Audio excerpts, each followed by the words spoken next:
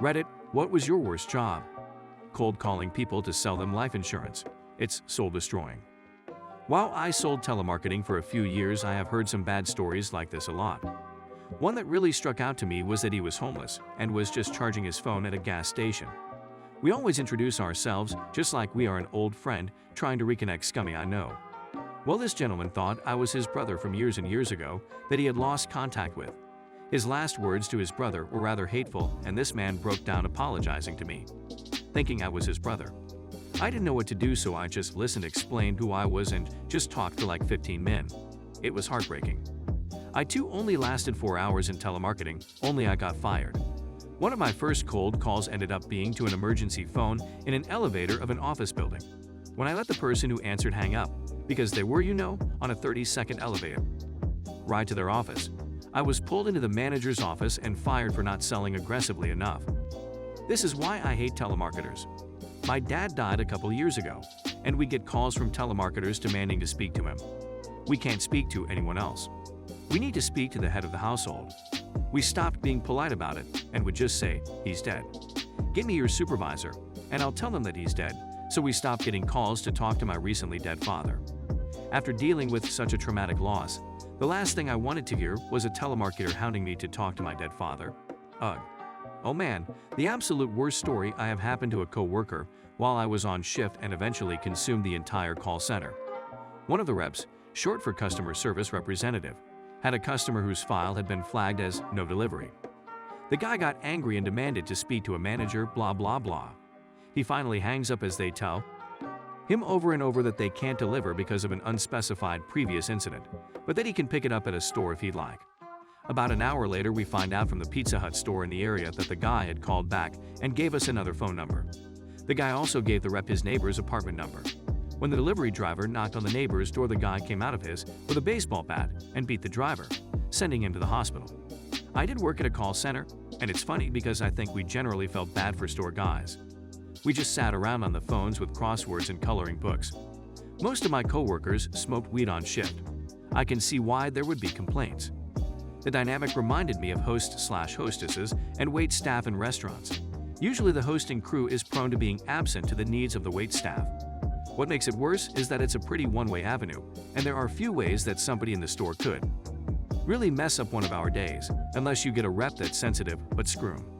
I'm trying to ask you if my cable company illegally bullied me. Here's how the conversation panned out. We were taught to lie.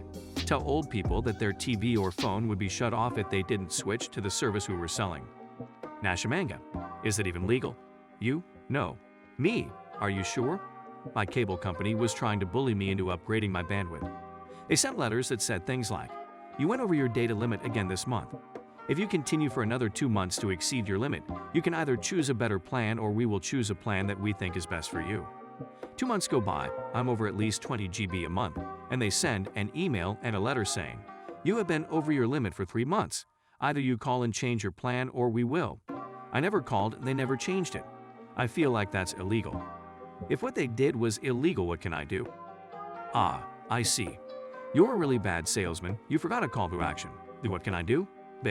XD in short. Unless you have proof, not much. If you have proof and money, you can probably take them to court, but my guess would be you would need to show some sort of damages to get remuneration. So take what I say with a grain of salt, but it generally goes if you're not hurt by it, and you didn't switch. So you'd have to make it a case of harassment, which would be even harder. You can't do much. If you were hurt, you'd probably need to find lots of other people damaged as well and file for class. Taking on a telecom company is no joke, and likely they subcontracted out their telemarketers, so they're probably not even directly at fault. It's illegal in the same way it's illegal for TV commercials to blast at high volume. They aren't allowed to do it, but there's no one to stop them or punish them once they do. I was told to lie to an elderly woman coming into a computer store. I worked at wanting to buy a laptop. She wanted just something small and low in price, to browse the internet with and keep in touch with her family. I sold her only the laptop. My manager literally football blocked me in the aisle. "Manager, you are going to sell her attachments with that laptop. She can't walk out with just that laptop." Me no. She just needs the basics and doesn't have the money. She needs it for her medical treatments to keep her alive. Manager, I don't care if she needs it for a new kidney. You are going to sell her the extra software with it. And if she declines, tell her we don't have any in stock. Needless to say, I sold the lady the laptop anyway, only and got chewed out by the manager. Told him some choice words. He was fired 2 weeks later. Edit. Thanks a ton for whoever gave me gold. It's my first time being gifted gold. Much appreciated. Ever had to sell people as a service? That's what I did as a cold caller. I called tech firms, IBM, Intel, etc. to find middle managers, too low on the org chart and they had no hiring ability, but too high and they didn't give a. To hire contract workers for unfinished, behind schedule projects. We'd scour the news for word of government contracts, new tech, new startups created by former employees from Google or some to get the jump on other companies.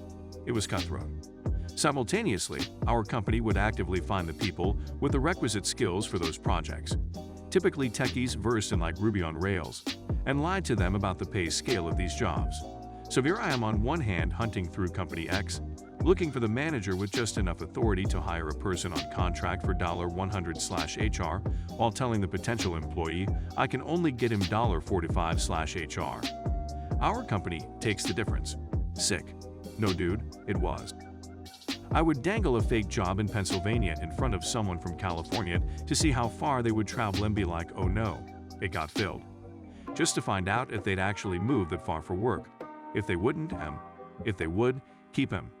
Then I'd cold call tons of middle managers in various companies, try to chat them up about some project or the other. If they caught on to me, I would extension hop. A company like M has thousands of employees, so if their main line is 555-3000, some MOP has a number that is 555-3173 or some. I'd pray that it was some lab rat or low-level programmer who had no idea how I worked, and then I'd say some like, oh, sorry Tom, I must have hit the wrong extension. I'm looking for the project manager for Project X. Tom would be like, herp-de-derp. His extension is X3247. Have a great day. And then I call the manager I finally found only to have him tell me to go do unspeakable things to my mother. I've worked the help desk for various large corporations for years. Anytime anyone asks to be connected to someone in charge of X, I ask them who they are with and what they are reaching out about. Then I send an email to the person or project lead they were trying to fish for and let them know that X person with Y company called our internal help desk fishing for your contact information. Eventually some dummy is probably going to give it to them. Be sure and treat them with the respect that that business practice deserves. I've been thanked by project managers for these heads up numerous times.